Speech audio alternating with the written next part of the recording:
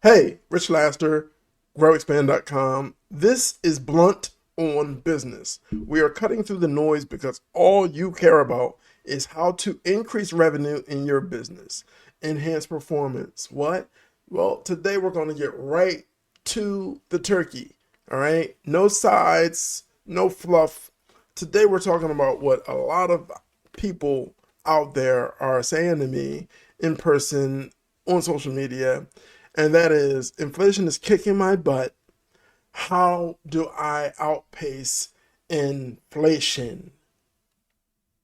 How do you outpace inflation? I'm glad you asked. There are 7 keys to establishing, maintaining, and growing profitability while the world is going nuts and inflation is effectively dancing like the Capoeira. I don't know. I don't dance, but we're going to talk about the 7 things that can work in your business if you take action right after these messages.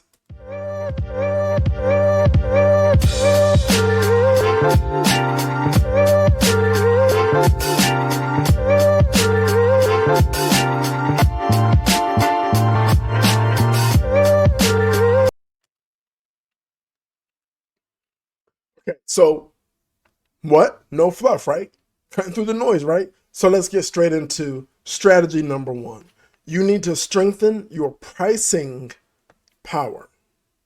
Well, Rich, what do you mean? I'm glad you asked. Listen, customers will pay more if they see your product or service as an essential need in their business. They will pay more if they see your product or service as an essential need in their business or premium. So, how do you do this? You focus on your unique sales proposition. You focus on how you help them like no one else is helping them. If you're venture backed, you understand minimally viable product. Well, that doesn't always cut it, right? But if you've achieved MVP, if you've achieved reaching a state where people are paying for what you're selling, then you have to be listening. If you're socially listening, if you're actively listening to what your customers like, why they buy, why they're talking to you at all in a market where they have 13 options, then you know that what's unique about you, the way you solve their problem, the way you address their need or their want is special, right? Not only are you asking, are you happy? What can we do better?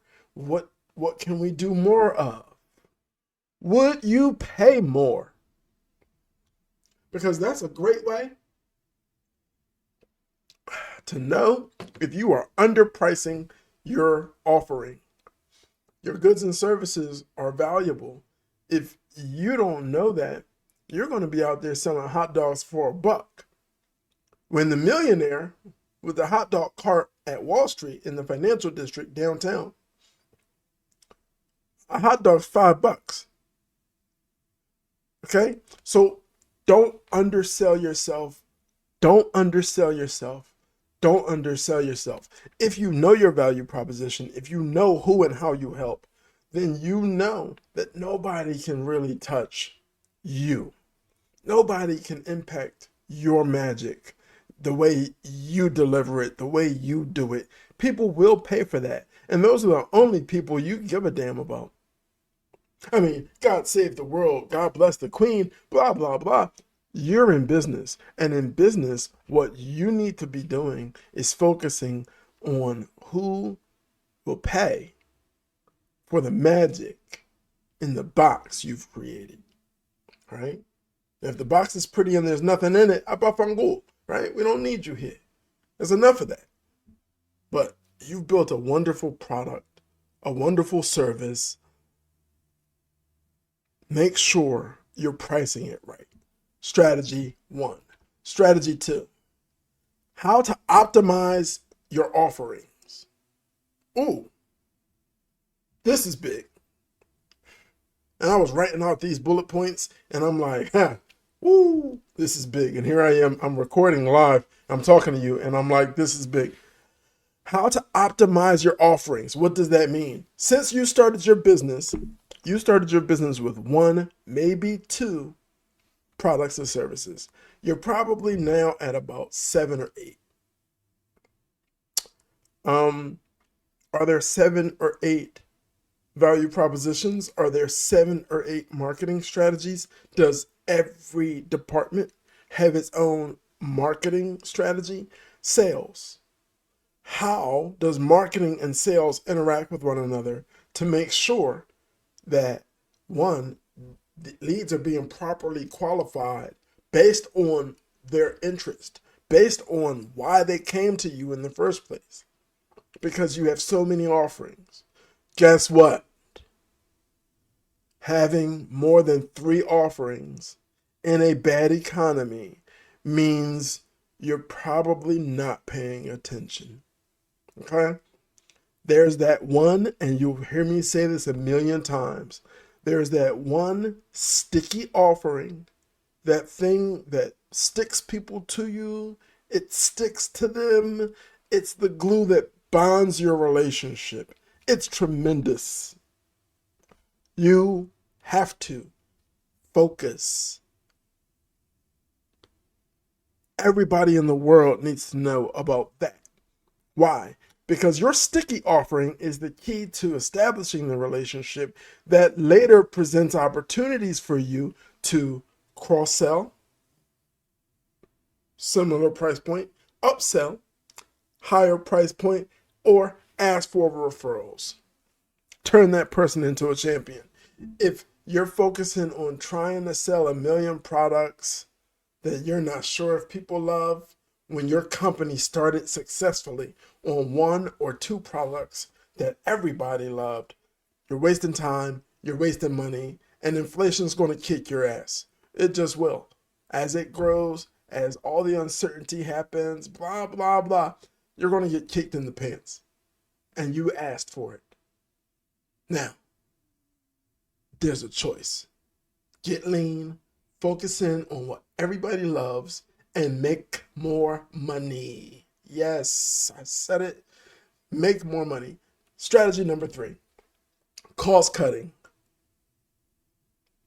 How do we implement cost cutting measures in our business? But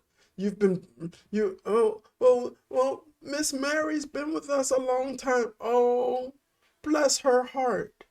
Does Miss Mary represent a direct impact to the top line revenue, or does Miss Mary represent a direct impact to bottom line savings? If she doesn't and you love her, what you better do is put Miss Mary in a position where she is doing one of those 2 things or both. Because what you better not do come the end of this quarter, what you better have come the end of this month, and we're here, babe, is everything lined up. Your ducks should be in a row. This should have been done during the holidays while everybody was boo-hooing, hugging, and Mary jostling, jangling, and jangling, right? You should have been making sure your I's were dotted and your T's were crossed. We've been talking about going lean for the last 12 months. Easy. You've been seeing the big boys do it. Easy. What you don't see is increased profitability in your business. You don't see increased revenue coming in the door. Why? Because you're pussyfooting around. This is where you have to get serious. What in your business can you cut and improve productivity while increasing efficiency? What can be automated? Hello? AI is everywhere. It literally just shook up the stock market. Are you paying attention? No. Better question. Are you learning? Are you learning? If I got look, I'm the old guy here, right? Old warrior, gray haired. Yeah, still dangerous. I'm learning. You have to stay learning, right? Read what you don't know. Learn what you don't know. Because what? It's not the person that doesn't know that wins. Because they don't know how. So, cut costs. Stop allowing fluffy fluff to exist in your business. You simply can't afford it. Number 4, strategy number 4, enhance operational efficiency. All right. We just bled into that, didn't we? All right. So cutting costs and enhancing operational efficiency, we just bled all over that. What can you automate? What can you cut? Who can do more? Miss Mary? Miss Mary's old. Miss Mary's smart. Ask Miss Mary to help you with some other things around the business. Stop babying her. She never babied you when you were little. That's why, unlike most of your peers, you're a freaking founder. You're a business owner. You have balls because what? You were raised that way. You were raised to have perspective where everybody else has a perception. So let's get rocking and rolling here. We're going to skip that. 3 and 4 are so similar, and we dug all the way into and through that. Number 5. This is big. Are you with me? It's time to renegotiate with your suppliers. Have a frank, honest conversation. Look, what's going on, you guys? Are there any discounts you can show me for being a loyal customer these past however many years you've been a customer? And they should be straight up with you and say, oh, we're actually looking at that. Well, would you like me to sit on a committee with you and figure out what kind of discounts you can offer and why? I would love that. Look, I get it. We're all feeling the pinch. But if you raise your prices, I'm telling you, I'm out of business. And would they rather have a customer that pays 5 or 10% less, or a customer that pays 100% less? I promise you they'll take the 10%. Okay? So look to renegotiate with your suppliers. The cost of the things that go into that product or that service that you offer or that product that you make, the components, if they aren't made in America, right, then the cost of them will go up if tariffs happen. The cost of them is going up anyway just because of inflation, right? And people, that's the product side, right? On the service side, what service people are seeing is everybody is trying to make an extra 15 or 20% on their service right now. So are you looking for the person that will maintain price for the sake of the partnership? Or, this is going to hurt, are you looking for the new kid, the Gen Zer, who is an absolute diva, very hard to work with, hard to manage, no integrity, but they're brilliant at what they do. They can't necessarily be counted on to do it on a clock. They're not really known for being reliable if something in their world comes up, but they're great when they do. These are things you have to weigh. Oh, and in defense of Gen Z, there are freaking Gen Xers that act like that. So when you're taking into account renegotiating with your suppliers, take into account reliability, take into account character. Can you trust these people? Do these people do good business? Do they deliver with excellence? Because you can't deliver with excellence if your product is made up of components that are not excellent. Okay? we're about to. I really think a big reset is coming. And after that reset, we're going to see old America. We're going to see made with pride again, right? It may take longer to get, etc., but these are things that you really, really need to be considering. Your suppliers impact the cost of what you offer, and the cost of what you offer is all your clients care about. Strategy number 6, adopt flexible budgeting.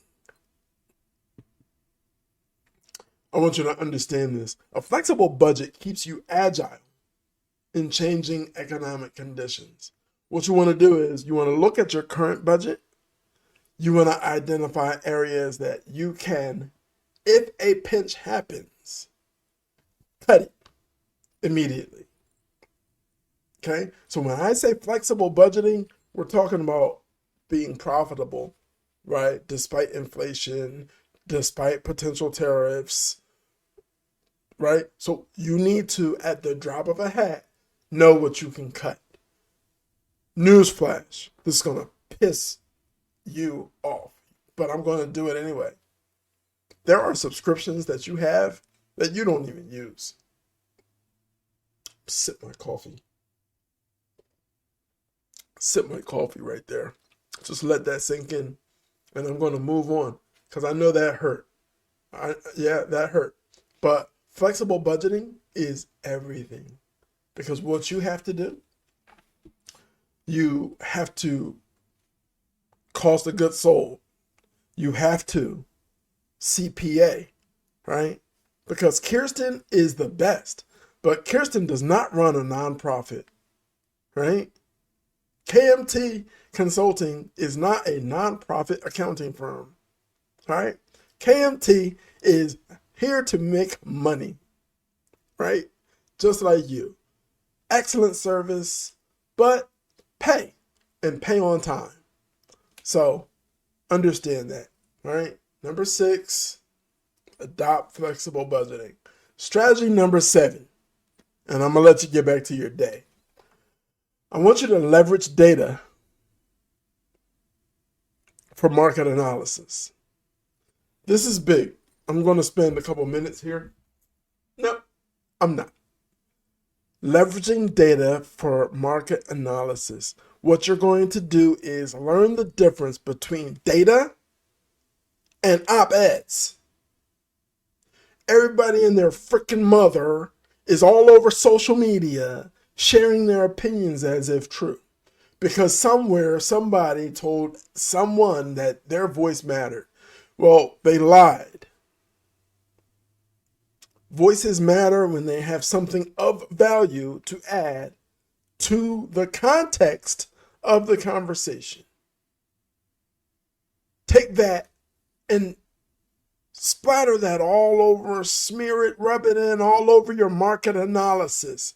You don't want opinion. You don't want conjecture. You don't want feelings. You want fact. So you are talking to your customer base or your ideal client profile base. You're talking to them. You're asking them specific questions, open-ended questions also, to get them talking about what they're seeing and feeling and experiencing in their business. You are reading academic research and data, right? We do not want news sources that are owned by corporate interests. We want academic research. What is this? These are graduate schools, business schools. These are top tier consulting firms like Grow Expand, like Empirical Consulting Solutions.